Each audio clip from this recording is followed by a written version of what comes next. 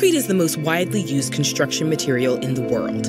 It can be found in swaths of city pavements, bridges that span vast rivers, and the tallest skyscrapers on Earth. But this sturdy substance does have a weakness. It's prone to catastrophic cracking that costs tens of billions of dollars to repair each year. But what if we could avoid that problem by creating concrete that heals itself? This idea isn't as far-fetched as it may seem. It boils down to an understanding of how concrete forms and how to exploit that process to our benefit. Concrete is a combination of coarse stone and sand particles called aggregates that mix with cement, a powdered blend of clay and limestone. When water gets added to this mix, the cement forms a paste and coats the aggregates, quickly hardening through a chemical reaction called hydration. Eventually, the resulting material grows strong enough to prop up buildings that climb hundreds of meters into the sky. While people have been using a variety of recipes to produce cement for over 4,000 years, concrete itself has a surprisingly short lifespan. After 20 to 30 years, natural processes like concrete shrinkage, excessive freezing and thawing, and heavy loads can trigger cracking. And it's not just big breaks that count. Tiny cracks can be just as dangerous.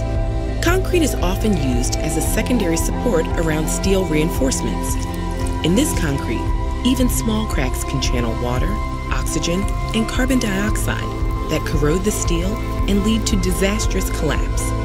On structures like bridges and highways that are constantly in use, detecting these problems before they lead to catastrophe becomes a huge and costly challenge. But not doing so would also endanger thousands of lives. Fortunately, we're already experimenting with ways this material could start fixing itself. And some of these solutions are inspired by concrete's natural self-healing mechanism. When water enters these tiny cracks, it hydrates the concrete's calcium oxide. The resulting calcium hydroxide reacts with the carbon dioxide in the air, starting a process called autogenous healing, where microscopic calcium carbonate crystals form and gradually fill the gap. Unfortunately, these crystals can only do so much, healing cracks that are less than 0.3 millimeters wide.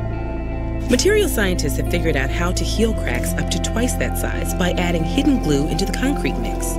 If we put adhesive-filled fibers and tubes into the mixture, they'll snap open when a crack forms, releasing their sticky contents and sealing the gap. But adhesive chemicals often behave very differently from concrete, and over time, these adhesives can lead to even worse cracks. So perhaps the best way to heal large cracks is to give concrete the tools to help itself. Scientists have discovered that some bacteria and fungi can produce minerals, including the calcium carbonate found in autogenous healing. Experimental blends of concrete include these bacterial or fungal spores alongside nutrients in their concrete mix, where they could lie dormant for hundreds of years.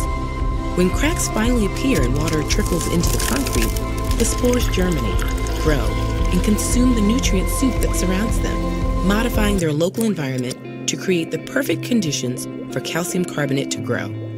These crystals gradually fill the gaps, and after roughly 3 weeks, the hardworking microbes can completely repair cracks up to almost 1 millimeter wide.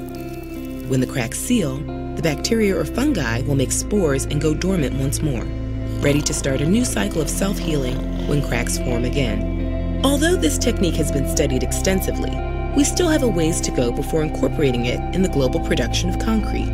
But these spores have huge potential to make concrete more resilient and long-lasting, which could drastically reduce the financial and environmental cost of concrete production. Eventually, these microorganisms may force us to reconsider the way we think about our cities, bringing our inanimate concrete jungles to life.